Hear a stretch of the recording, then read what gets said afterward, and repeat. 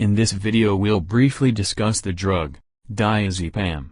How it works, what it's used for, the dose and side effects, contraindications and precautions, and some important advice to the patients receiving Diazepam.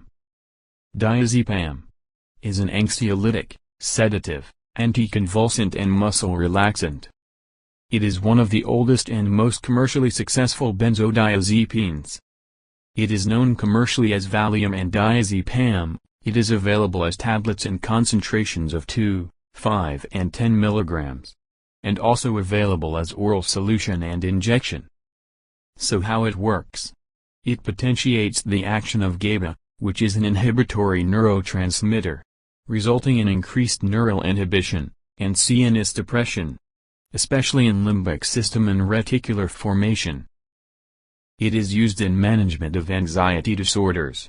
So it can be used in the relief of acute alcohol withdrawal symptoms, and the relief of preoperative apprehension and anxiety, and reduction of memory recall, insomnia, treatment of muscle spasms, convulsive disorders and status epilepticus.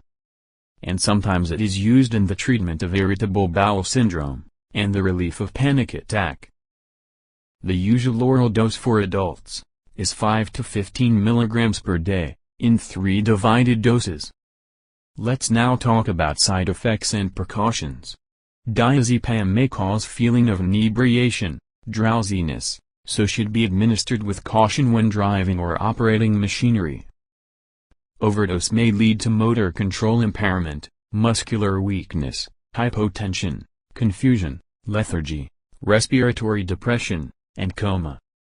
It may also cause dependence and tolerance, when used for more than 10 to 15 days. So dose may need to be changed, under the supervision of the healthcare provider. At the end of treatment, doses should be reduced gradually, to avoid withdrawal syndrome or rebound effect. Diazepam shouldn't be administered to patients with severe respiratory insufficiency, or severe hepatic impairment, and also should be avoided in pregnancy and breastfeeding. Doses should be reduced by 1/2 in elderly patients, and in patients with renal or hepatic impairment. Diazepam shouldn't be combined with alcohol, and drugs acting on the central nervous system, because of the risk of increased sedation. Examples of these drugs include opioid analgesics, neuroleptics such as chlorpromazine and haloperidol, antihistamines such as chlorpheniramine and promethazine, antidepressants such as clomipramine and fluoxetine, and phenobarbital. So, finally some advice to patients receiving Diazepam. Avoid intake of alcoholic beverages or other CNS depressants, sleeping pills, antihistamines or narcotics, unless specifically ordered by physician. Avoid sudden position changes, to prevent orthostatic hypotension or fainting, as this may occur especially if patient is elderly. Drowsiness is worse at the beginning of treatment.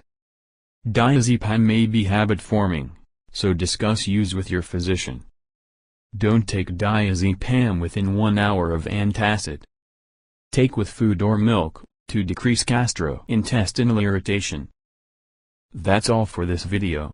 Subscribe to get more drug information.